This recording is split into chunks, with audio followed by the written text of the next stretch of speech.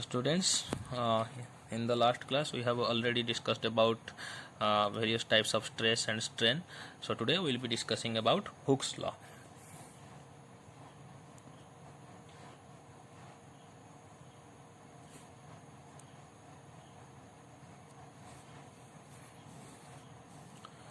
So before going to the Hooke's law, let's know about what is its definition, right? So according to Hooke's law, when the stress and strain are small enough, when the stress and strain are small enough,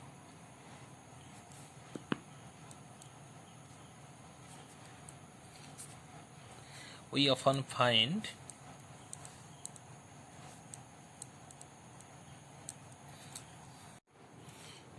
that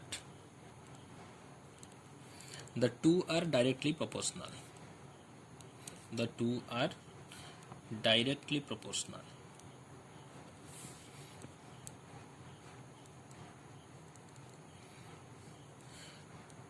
And we call this proportionality constant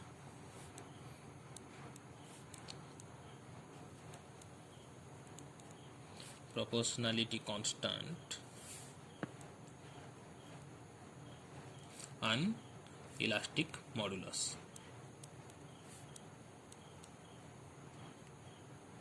So according to the statement, what he says, that the stress and strains are directly proportional to each other, right? So mathematically we can write stress is directly proportional to the strain.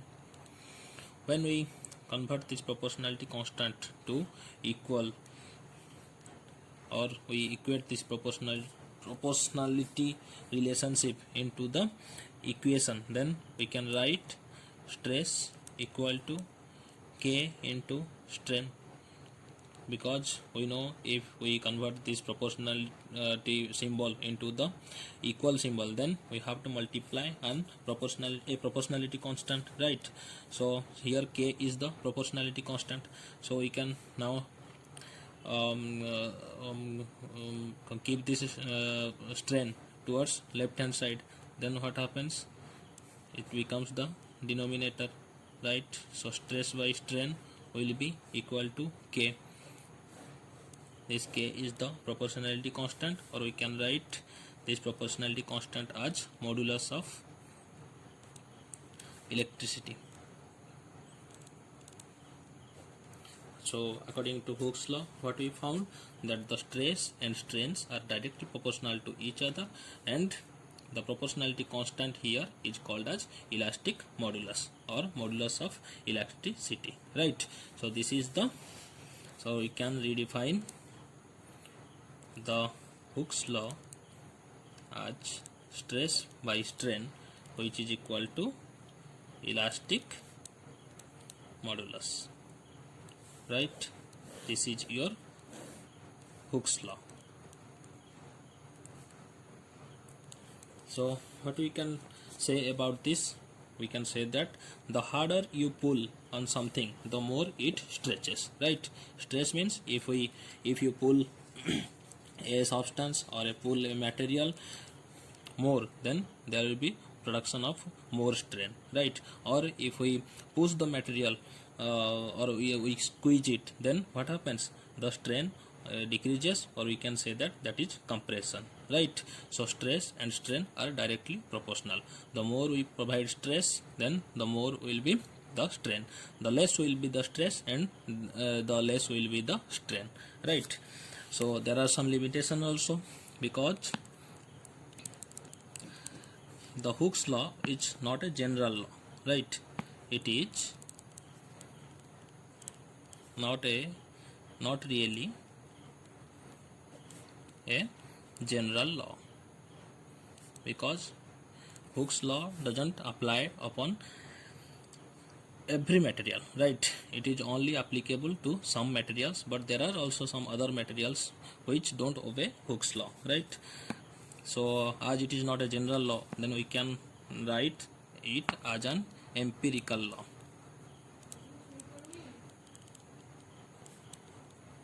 We can write it at empirical law, and it is valid over only a limited range. It is valid over a limited range, right? And another limitation is there. It is found to be valid for most materials. Found to be valid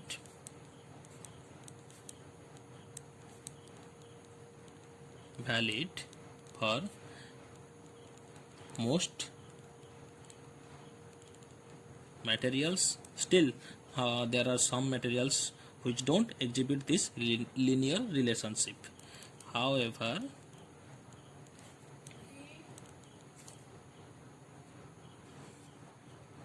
there are some materials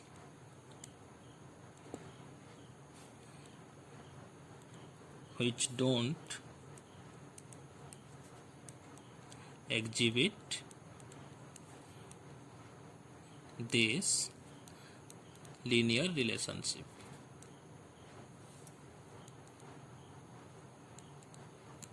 Directly proportional relationship is also called as the linear relationship, because if I plot this directly proportional relationship in a graph, then we will find that there is a straight line.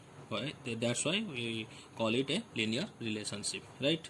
So these are the limitations of Hooke's law, because it is not a general law, because it doesn't apply over all the materials but most of the materials. However, there are some materials which don't exhibit this linear relationship. That's why we call it an empirical law, right? And it is valid over a limited range. So now we'll go to the stress strain curve, क्योंकि ये जो आपका Hooke's law है, we will find stress and strain, and if we plot this stress and strain in a graphical form, then we will find a curve that is called stress and strain curve. So this stress and stress strain curve is found experimentally actually, because the relationship between stress and the strain for a given material under tensile stress can be found experimentally. So what we actually do, we apply a force, right? We apply a force, then due to this force strain occurs, right? So there is a fractional change in the length also. So due to this force we get fractional change in length, right? So applied force is recorded and fractional change in length also recorded. Then what we do, we gradually increase the applied force in steps, right? So after increasing the applying force, there are also change in the length which is also noted. Then we plot a graph in between applied force and fractional change in length. That means applied force related to stress and fractional change in length is called the strain. So stress versus strain graph is obtained from this experiment. So this curve help us to understand how a material deforms with increasing load, right? If we increase the load, then how the shape of a material changes. From this curve we can easily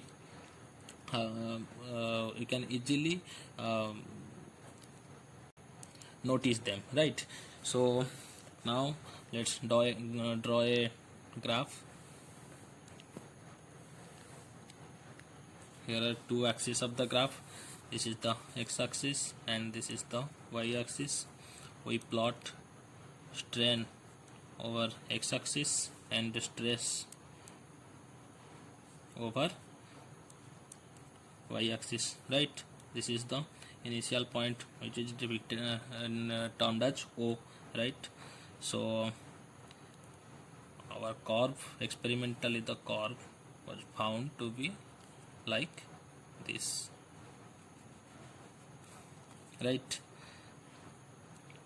Let this point be A, this point is B, this point is C, right? This point is D and this point is E. So we can see that this graph is plotted here, and there are various points O, A, B, C, D, E. So there are 5 regions we can find. OA is the first region, AB is the second region, BC is the third region, CD is the fourth region, and DE is the fifth region, right? And here we can say that this is less than 1%, right? And here is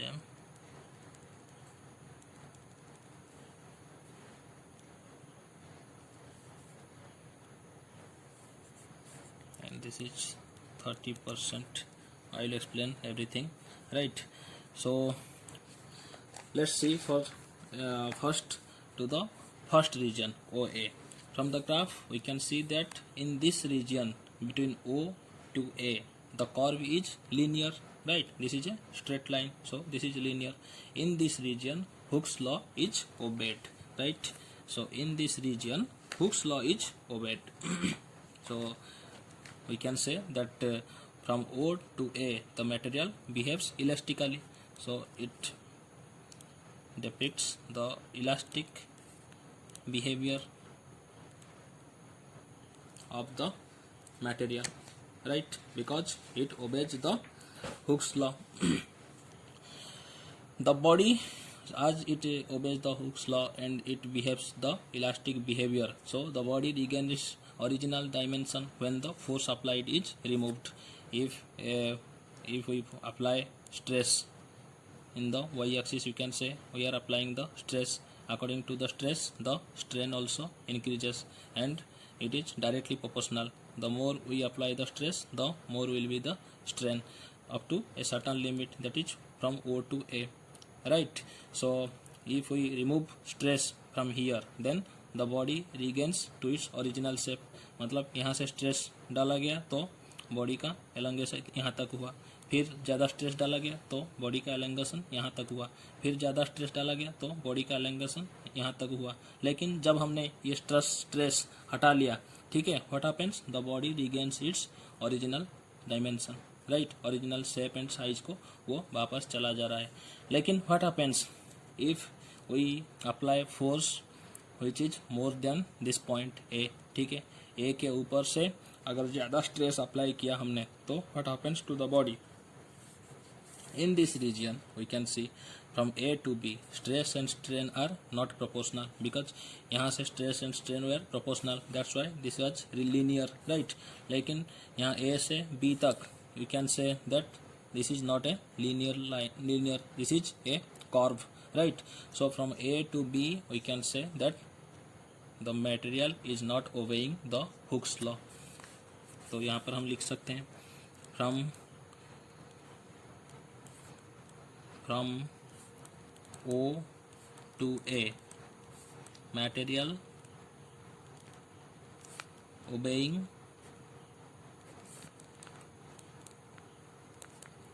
Hooke's law, right?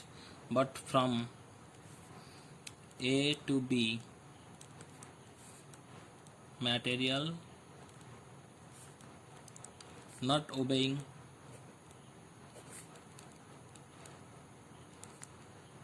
Hooke's law.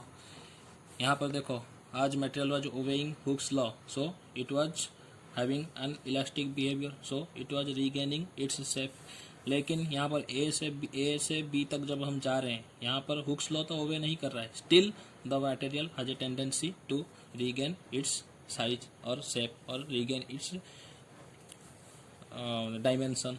So this point B is called as the elastic limit, right? इसे क्या बोला जाता है? Elastic limit. और ये point जो B point है उसे क्या बोला जाता है? Proportional limit.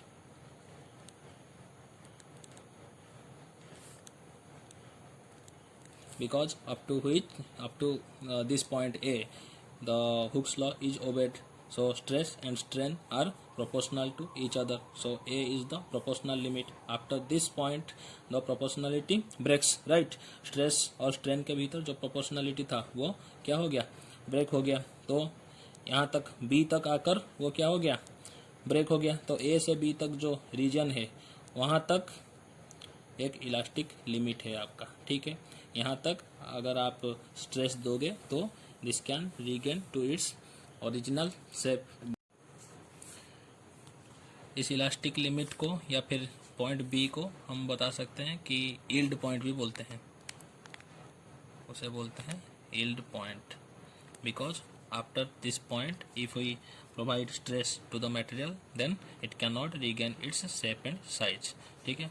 तो now we will see about the region B to D, right. From B to D you can see that if the load is increased, increased means stress is increased. So if load is increased then the stress developed exceeds the yield strength and strain increases rapidly even for a small change in the stress, right. From B to D we can see that for small stress the change in strain is more. Here you can see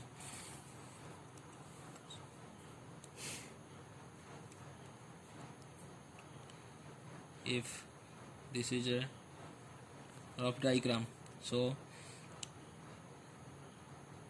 this is point B, this is D. So in this region you can see if we find the change in stress, here is a point, here is a point, so the change in stress is this, right.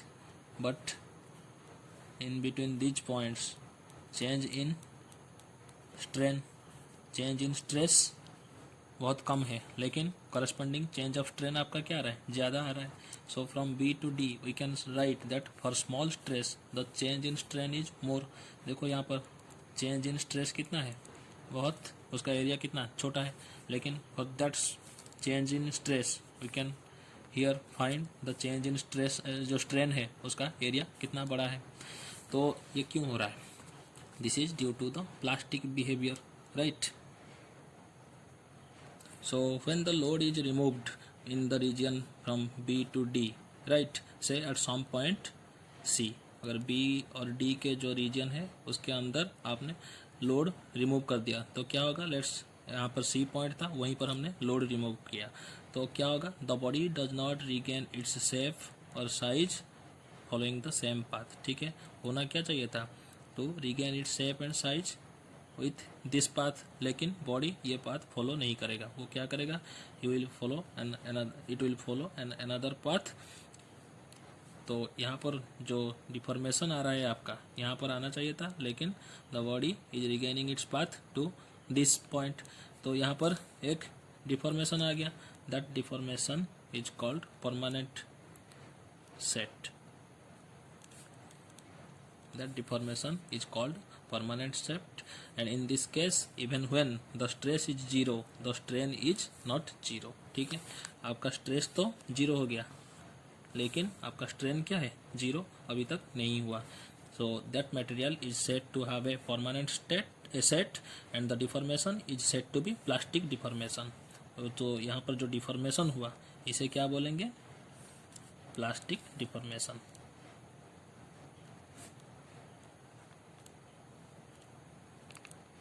So this region is called as the plastic deformation region, right. And the point D on the graph is the ultimate tensile strength. इसका जो इस point में जो strength आपको मिलेगा body का उसे क्या बोलेंगे हम, sigma u, right, delta u बोलेंगे. That is called ultimate tensile strength, right. और बी पॉइंट पर आपको जो स्ट्रेंथ मिलेगा B is the elastic limit और यील्ड पॉइंट।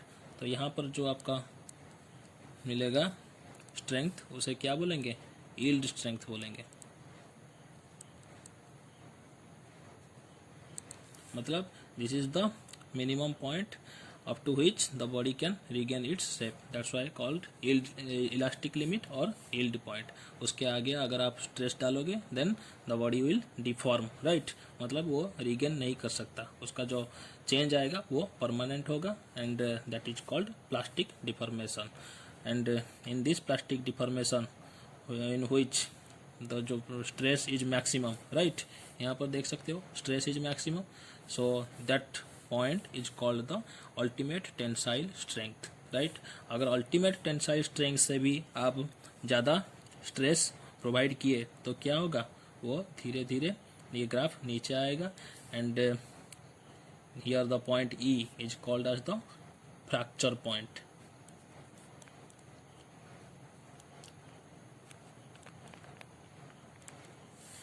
क्यों, because the beyond the point D additional strain is produced, right. यहाँ पर देखो अगर यहाँ पर उसी फोर्स को आप अप्लाई करते रहो तो क्या होगा, धीरे धीरे स्ट्रेन बढ़ता जाएगा, right.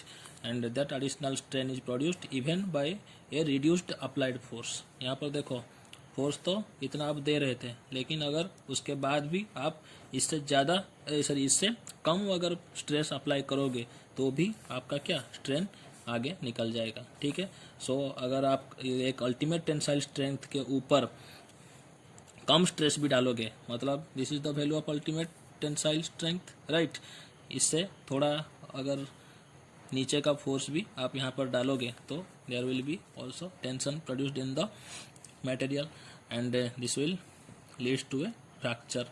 The E will be called as the fracture point, right. यहाँ पर आकर वो मटेरियल क्या हो जाएगा, टूट जाएगा। जैसे कि हम आप बता सकते हैं यहाँ पर ये पहले एक मटेरियल था, ठीक है, यहाँ पर ये एक मटेरियल था, यहाँ पर आपने स्ट्रेस डाला, स्ट्रेस डालने के बाद देखिए ये आपका एलंगेशन आ गया, डेल्टा एल, ये था आपका एल, इसका लेंथ बढ़ गया, लेकिन उसके ऊपर और भी ज़्यादा फोर्स डालोगे तो क्या होगा, यहाँ तक क्या था, इस तक इसका इलास्टिक लिमिट में था, ये इलास्टिक लिमिट में था, ये अपना साइज रीगेन कर सकता था। लेकिन इससे अगर आप ज़्यादा उसका खींचोगे तो क्या होगा, वो धीरे धीरे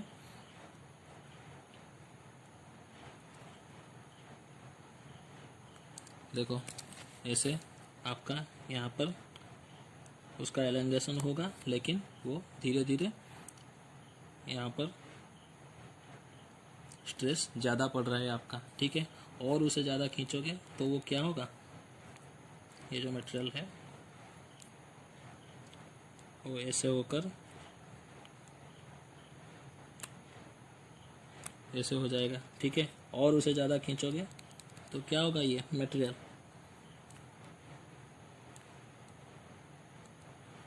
धीरे धीरे वो क्या होगा, टूट जाएगा, ठीक है। यहाँ पर देख सकते हो आप धीरे धीरे उसका जो इलास्टिक लिमिट से आप क्रॉस करके पहले अल्टीमेट स्ट्रेंथ तक आ रहे हो। अल्टीमेट स्ट्रेंथ के बाद अगर थोड़ा भी फोर्स आप अप्लाई करो तो वो क्या हो जाएगा, धीरे धीरे ब्रेक कर जाएगा इस पॉइंट से, ठीक है। So that's why we call that this is the fracture point. When the body is attaining this point then it breaks। so if the ultimate strength and the fracture point, ultimate strength D and fracture point E are close enough, the material is said to be brittle। if they are far apart then the material is said to be ductile, right। तो यहाँ पर बता सकते हैं आप brittle material कैसे, एक graph देखकर बता सकते हो, brittle and ductile. Here the ultimate strength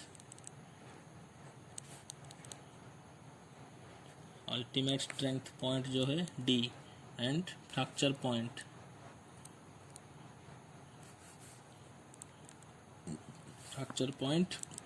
E, right, are close, but in case of ductile material the ultimate strength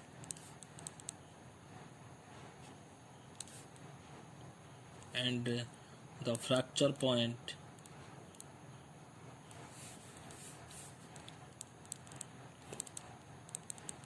E are far apart.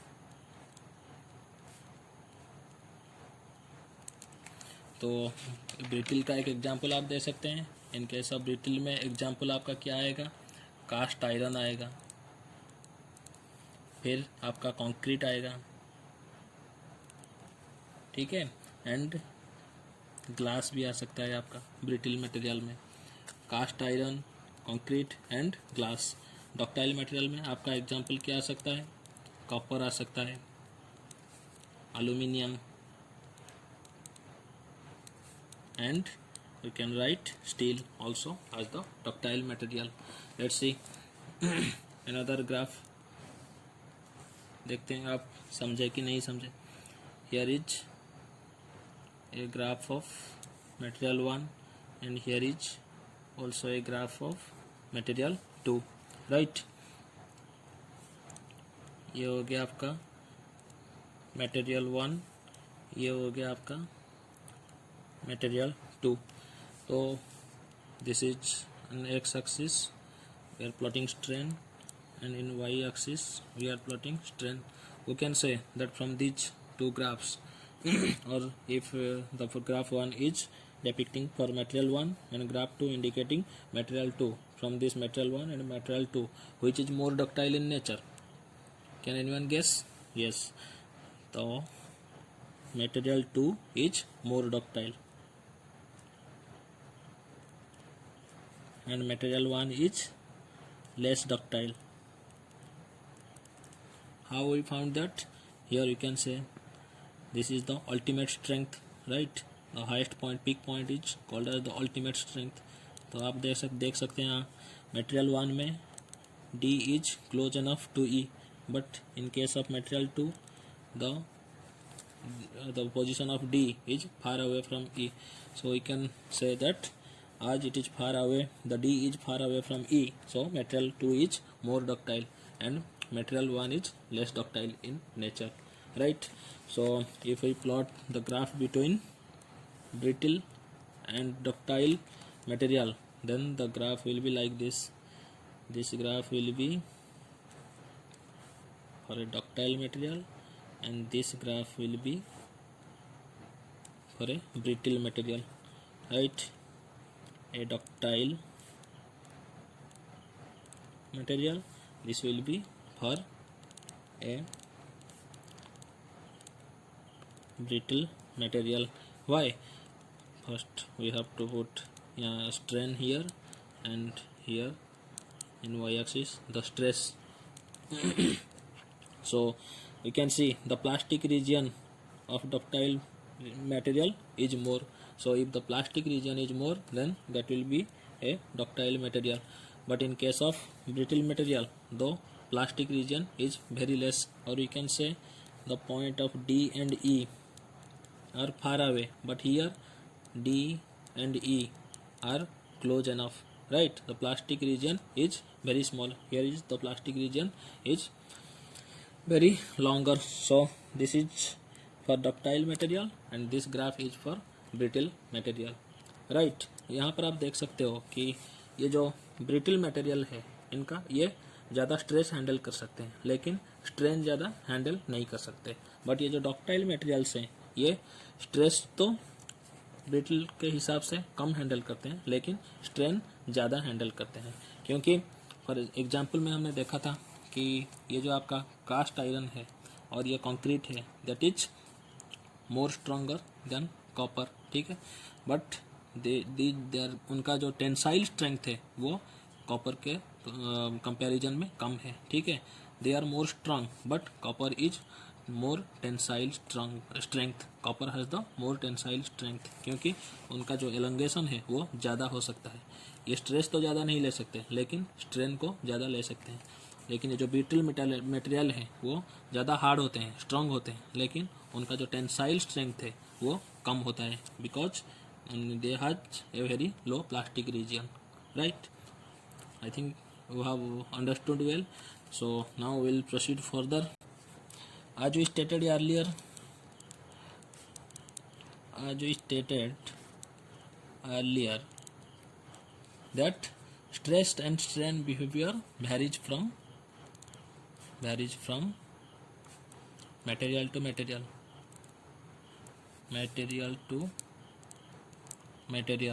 So if we take an example of rubber, right, here you can see for minimum stress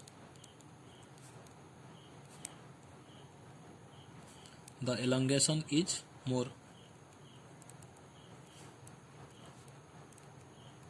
मतलब आप ये जो अगर एक rubber होगा उसके ऊपर आप थोड़ा सा भी स्ट्रेस अप्लाई करोगे then it will be stressed more, right.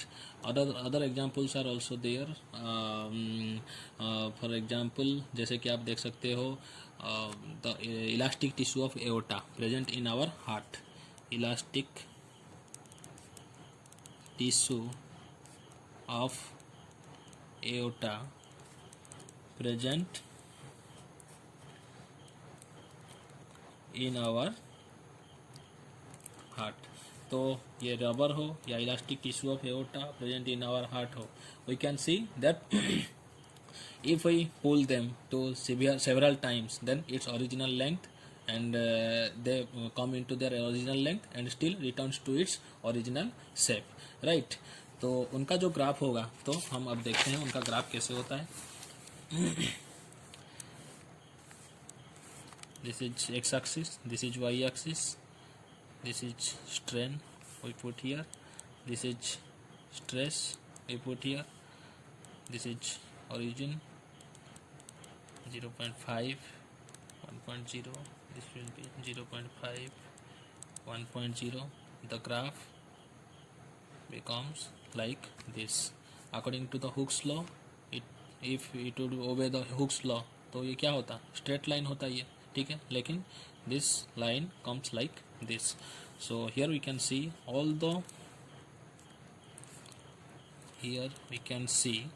although elastic region is very large, the material doesn't obey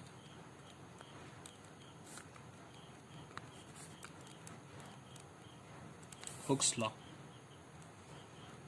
over most of the regions.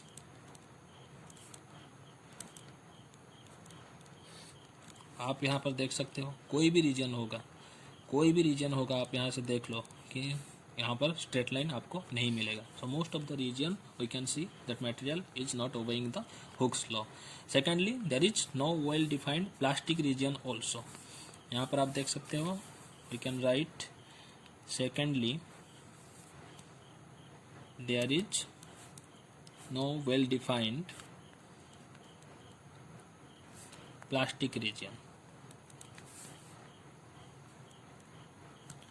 एक तो ये हुक्स लॉ को ओबे नहीं किया, मतलब स्ट्रेस और स्ट्रेन में जो डायरेक्टली प्रोपोर्शनलिटी रिलेशंस था, स्ट्रेस जितना पड़ेगा स्ट्रेन उतना ही होगा, ये यहाँ पर फॉलो नहीं किया. यहाँ पर आप देख सकते हो for a limited stress we can find large number of strain.